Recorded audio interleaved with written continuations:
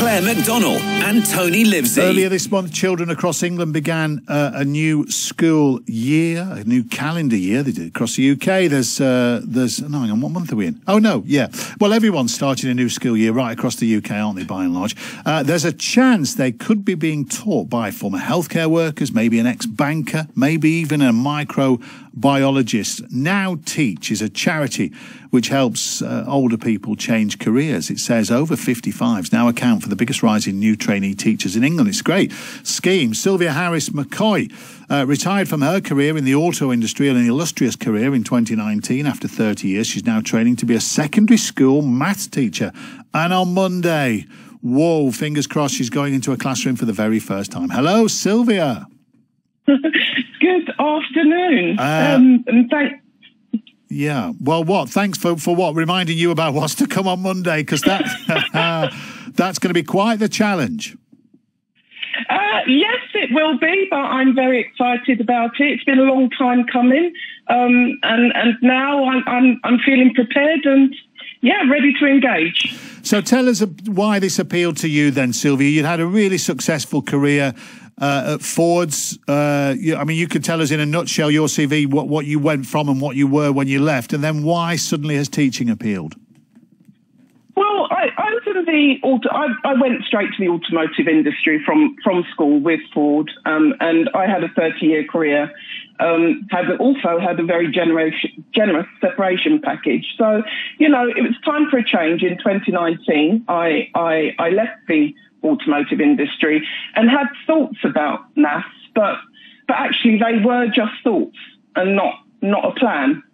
And so obviously COVID came along, and after that I still had thoughts. And then one day I came across Now Teach on Instagram. Yeah. And I attended one of the Now Teach webinars, and that tipped the balance for me. There were many people in my situation. Once you've been in a career for that long and you're used to that level of mental stimulation, it's very difficult to sit back and say, "Oh, okay, I'm retired now. That's it." And that's not something that I wanted to do. Maths has always been something that I enjoy. I've been accused of stealing my kids' maths homework, but we'll keep that between us.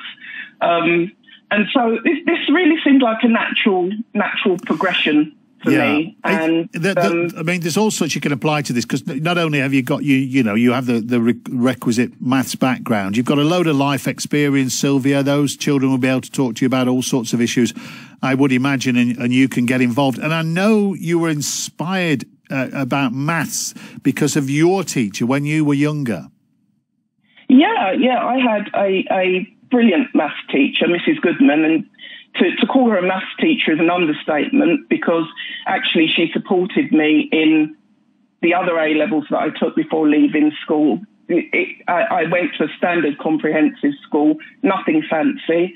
I don't come from a privileged background, but she was the teacher that just had that little bit more, to have that little bit more belief in me, to say, go on, do that English resit. Go on, do your A-levels. Actually, you could apply to university, and so I did, because of her largely, and that's the beginning of the tree that I've climbed. Yeah, and so just looking ahead to Monday, then I get that you, as I said, you're going to be on top of the maths and all that kind of thing. A few years ago, Sylvia, for this show, I went into a class full of primary school kids to teach them music, and it was hugely stressful. So you're going into how do you begin to learn how to deal with a classroom full of students, albeit older than primary? Where does that education begin? Well, at the beginning of last month, at the beginning of September, that was my main worry. I was so nervous about the behavioural aspects of teaching, but, I was confident enough in my enjoyment of maths that I could push it through. Now, a month later, I applied to the Institute of Education at UCL, and over the course of the month, we have spoken to teachers, pupils. We've done training on safeguarding. We've done training on behavioural aspects of teaching. And that's given me that little bit more confidence. Wow. I'm not saying I'm uber confident for it's Tuesday that I start, but it's given me enough to start. Yeah, it's given me enough to go forward and start. And so, I'm pretty excited. How do you feel? Excitedly nervous. How do you feel about us ringing you Tuesday night to see how it's gone on, Sylvia, as you're swimming through a glass of wine? Swimming would be the right description. If I'm coherent, I'd be more than happy to talk to brilliant. you. It'd be more like tea time. We'll definitely. What time is your first class? Because all those of us with a memory will think about you on Tuesday morning. What time's your first lesson?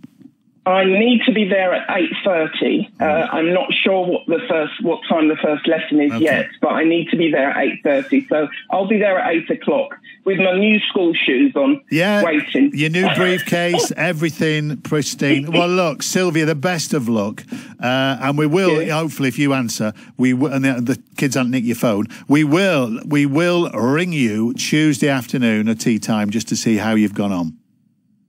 Thank you very much. Brilliant. Thanks, Sylvia. Sylvia Harris McCoy there, 30 years working for Fords, and now she's going to be a maths teacher at a secondary school. How brilliant is that? Absolutely. You know, I used to go in and help out in my kids' primary school.